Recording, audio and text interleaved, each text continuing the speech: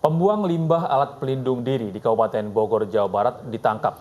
Pelaku adalah sopir perusahaan laundry yang menjadi pengelola limbah medis dari hotel tempat isolasi pasien COVID-19 di Tangerang, Banten.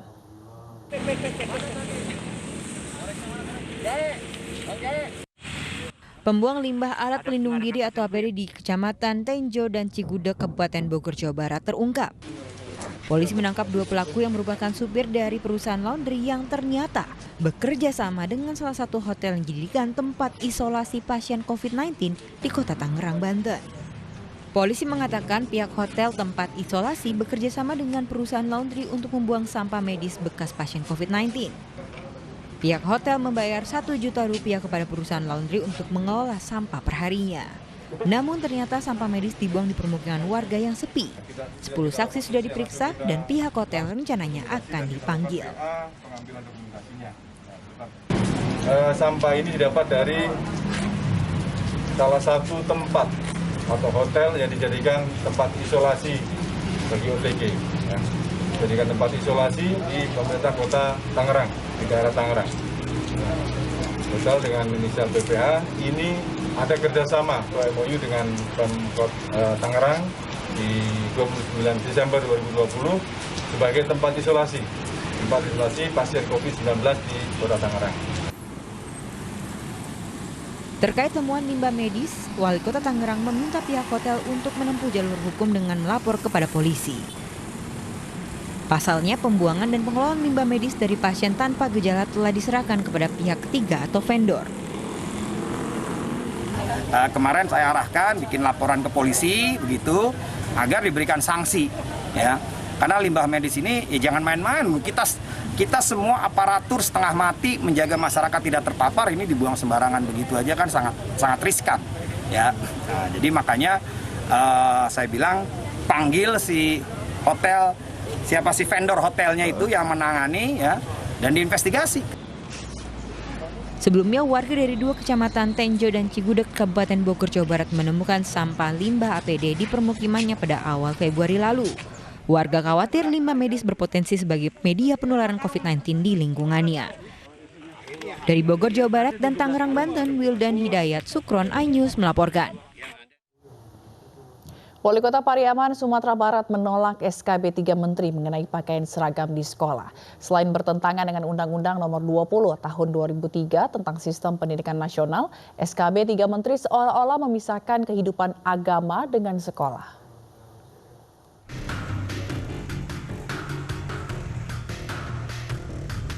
Surat keputusan bersama atau SKB 3 Menteri yang melarang pemerintah daerah dan sekolah negeri mewajibkan atau melarang muridnya mengenakan seragam beratribut agama menjadi polemik.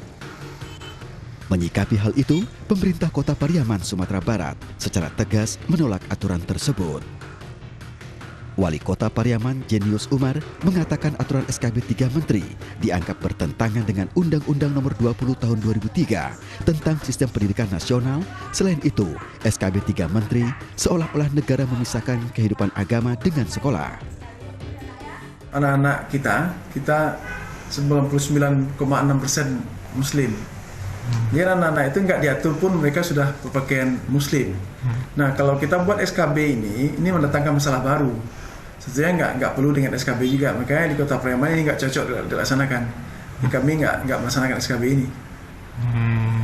Dan apalagi pendidikan itu adalah, sekolah itu adalah untuk pendidikan karakter. Yang pendidikan karakternya salah satunya pasti agama. Jadi seolah jangan ada memisahkan antara pendidikan umum di sekolah dengan pendidikan agama. Tidak, pendidikan karakter terpadu antara ilmu-ilmu pendidikan umum dan juga pendidikan agama.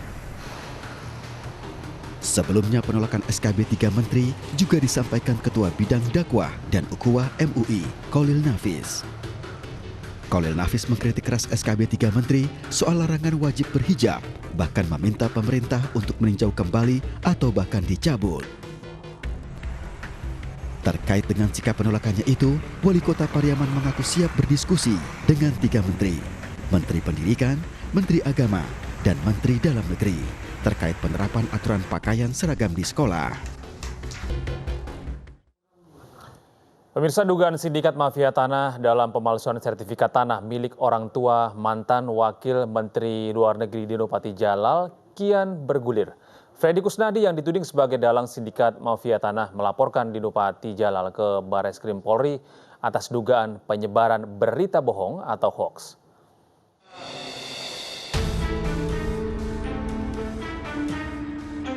Merasa dirugikan atas mencuatnya kasus mafia tanah yang menyeret namanya, Freddy Kusnadi melaporkan mantan Wakil Menteri Luar Negeri Dino Patijalal ke Bareskrim Polri atas dugaan penyebaran berita bohong melalui media elektronik. Freddy mengaku laporan terhadap Dino Patijalal dianggap merugikan dirinya. Dalam video yang diunggah melalui akun Instagram Dino Patijalal yang menampilkan pengakuan Shirley, salah satu tersangka dalam kasus mafia tanah milik ibunda Dino Patijalal, menyebut keterlibatan Freddy Kusnadi dalam kasus mafia tanah. Kemarin sebenarnya pengacara sempat datang ke sana untuk meminta perdamaian. Emang sempat ada berjalan jeda 1 bulan 2 bulan. Pak Dino memang pengen ketemu. Cuman waktu itu memang ada cumi-cuminya. Saya juga nggak tahu siapa. Tiba-tiba nyampe ke saya. Maksudnya lu jangan lewat Pak Dino. Kalau Pak Dino ibu tahu Pak Dino ada kasus rumah apa-apa, ibu nggak mau kecampur lagi. Bahasanya gitu. Nah itu orang dalamnya Pak Dino sih. Saya nggak tahu siapa gitu. Nyampe ke saya di rumahnya itu, makanya saya apa nih, saya bingung gitu, jadi saya bingung juga. Ini ada 4 urusan. Urusan pertama, kemarin katanya 5 sudah ditangkap. Itu tidak ada terkait sama klien kami, tapi dibilang juga itu terkait.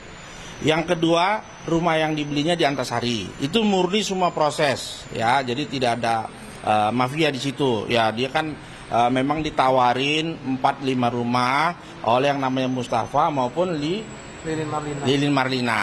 Dia lihat rumah-rumah tersebut, maka dipilihnya yang mana, yang kurang dipilihnya, sehingga terjadi beberapa kali ketemu dengan ibunya dan seterusnya sampai selesai ke tangan dia tinggal di sana dan ada yang meninggal. Ada yang ketiga, itu yang November yang kejadian yang digerebek, itu rumah yang lain tapi atas namanya tetap Yusni Marwati. Freddy Kusnadi bersama kuasa hukum mengaku terpaksa melaporkan Dino Patijalal karena sejak mencuatnya kasus dugaan adanya mafia tanah, Dino Patijalal kerap melontarkan tudingan kepada Freddy yang belum dapat dibuktikan kebenarannya. Dalam laporan ke pihak kepolisian, Dino dipersangkakan melanggar pasal 27 ayat 3, Jungto pasal 45A ayat 3, serta pasal 28 ayat 2, Jungto pasal 45A ayat 2, Undang-Undang Nomor 19 Tahun 2016 tentang Informasi dan Transaksi Elektronik. Menyikapi permasalahan dugaan mafia tanah, Sekjen Pradi mendukung pengungkapan praktik mafia tanah di Indonesia. Pradi menilai ini menjadi titik awal Polri dan BPN bekerja sama membongkar dalang-dalang mafia tanah di Indonesia. Bukan tidak mungkin kasus yang menimpa Dino Patijalal terjadi juga pada masyarakat biasa. Kalau kita lihat dari perkara yang dialami oleh ibu dari Pak Dino, ya itu sebenarnya satu tragedi. Kenapa dibilang tragedi? Kalau orang atau keluarga Pak Dino saja yang punya akses ekonomi finansial dan tentu saya percaya punya akses ya politik, bisa menjadi korban mafia pertanahan, apalagi masyarakat kecil. Itulah kenapa tragedi.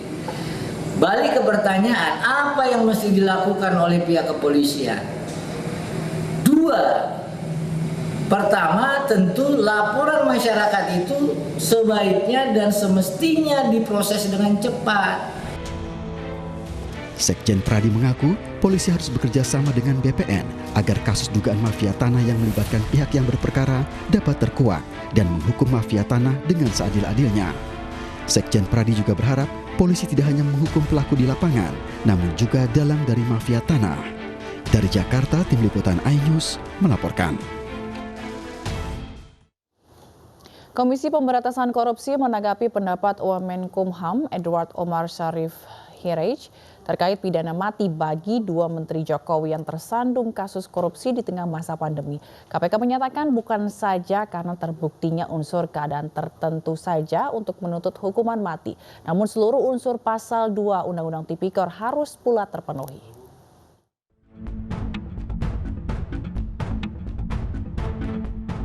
Komisi Pemberantasan Korupsi menanggapi pendapat Wamenkumham terkait pidana mati bagi 2 Menteri Presiden Jokowi yang tersandung kasus korupsi di tengah masa pandemi.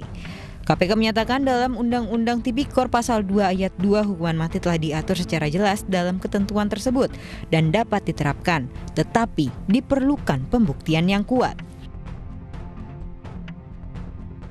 Di dalam proses pembuktian tidak serta-merta hanya dibuktikan unsur tersebut, tetapi di undang-undang sudah sangat jelas bahwa pasal 2 ayat 1 tentu harus juga dibuktikan secara keseluruhan, ya, unsur melawan hukumnya, kemudian potensi kerugian negaranya, ya, itu harus juga ada pembuktian ketika kemudian hasil akhirnya adalah tuntutan pidana mati. Terkait penanganan 2 perkara saat ini, yaitu Kementerian Sosial dan di Kementerian Kelautan dan Perikanan, saat ini pasal yang diterapkan oleh KPK adalah pasal dugaan suap, ya, jadi pemberian dan penerimaan suap yang di dalam undang-undang ancaman hukuman maksimalnya adalah seumur hidup.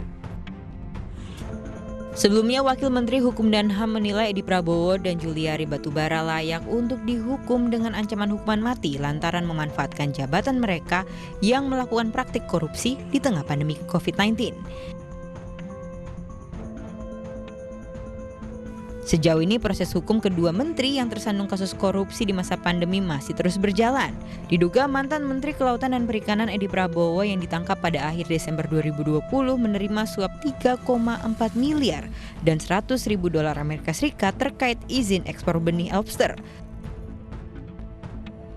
Sementara, mantan Menteri Sosial Juliari Batubara yang ditangkap pada awal 2021 diduga menerima fee 17 miliar rupiah dari proyek bansos COVID-19 paket sembako 300.000 yang bernilai 5,9 triliun rupiah. Tim Liputan iNews melaporkan. Gugur akibat ditembak kelompok kriminal bersenjata di Papua, Prada Ginanjar akhirnya dimakamkan di Taman Makam Pahlawan Kusuma Bangsa, Banjar, Jawa Barat. Kedatangan jenazah disambut isak tangis orang tua dan kerabat.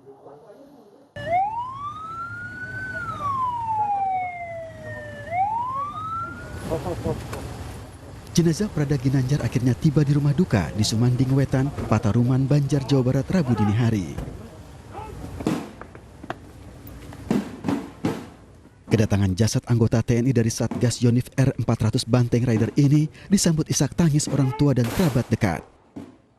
Mereka tidak menyangka sosok anak baik dan bertanggung jawab ini pulang sudah tidak bernyawa.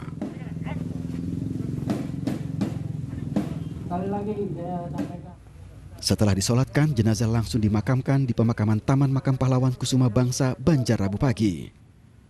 Proses pemakaman dilakukan secara militer dengan Inspektur Upacara Dandim 0613 Ciamis. Prada Ginanjar gugur saat menjalankan tugas negara di Papua.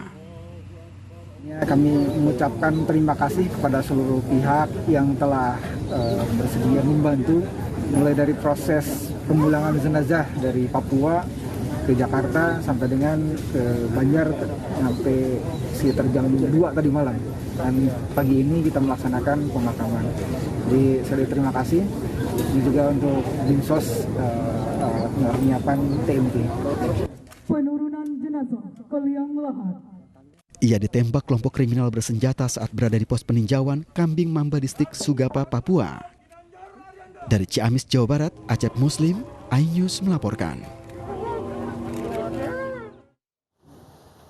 Setelah melepas jabatannya, mantan wali kota Surakarta, FX Hadi Rudiatmo pulang ke kediaman pribadinya. Ya, hujan deras mengiringi kepulangan FX Hadi Rudiatmo ke kediamannya.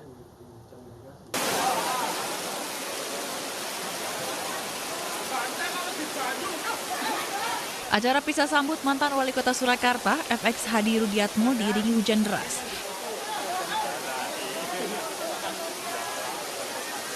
Dengan berjalan kaki dan tak peduli hujan, sejumlah warga mengiringi FX Hadi Rudiatmo hingga ke kediaman pribadi. Hadi Rudiatmo masih memakai baju adat usai acara pelepasan di Balai Kota.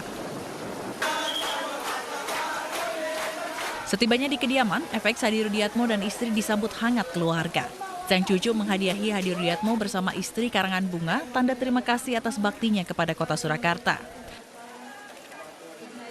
Di dalam rumah, pihak keluarga telah menyediakan nasi tumpeng sebagai tanda syukur atas purna bakti FX Hadi. Rudi berkelakar akan melanjutkan usahanya menjadi tukang las. Oh, besi itu ya Pak? Oh iya, bisa, saya bisa ngelas, bisa nggak lemari. Saya pantas tukang motor Pak? Hah?